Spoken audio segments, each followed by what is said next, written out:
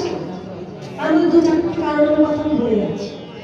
প্রথম কারণ, সারাদিন এত লীলা হয়েছে, কোন লীলার আগে কি সর্বশ্রেষ্ঠ বলা হয়েছে? বলা হয় না। একমাত্র রাশির আগেই বলা হয় সর্বশ্রেষ্ঠ বা সর্বলীলা।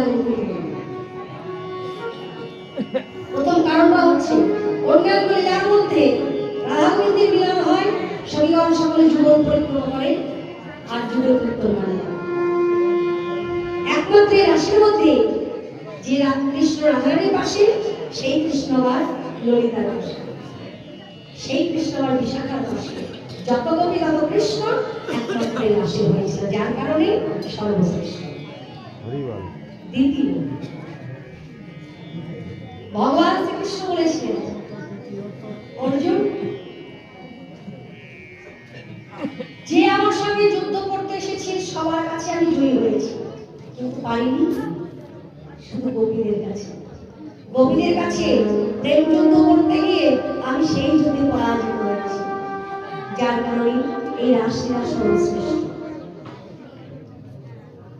তৃতীয় কারণ, সবাই বলে যোগ্যকে আশ্রয়, যোগ্যকে আশ্রিত করিলাম, আশ্রিত নয়, যোগ্যকে আশ্রয় করেছিল, এই কারণে সর্বশ্রেষ্ঠ লীলা বাস। আর অনেক কারণ আছে, ধীরে ধীরে একটা একটা করে বাস শুরু করবো। প্রশ্ন বলে এই যে রাস, রয়ের পাশে আকার দিয়ে ধরতে সমস্যা হচ্ছে রাস। আকারটা বাদ দিলে, বিন্দুটা বাদ দিলে, আকারটা যদি আবার জুড়ে দিই, বাস বলে দিলে সবাই, তবে উপরে চন্দ্রবিন্দু দেওয়া যাবে না। উপরে চন্দ্রবিন্দু দিলে কি হবে?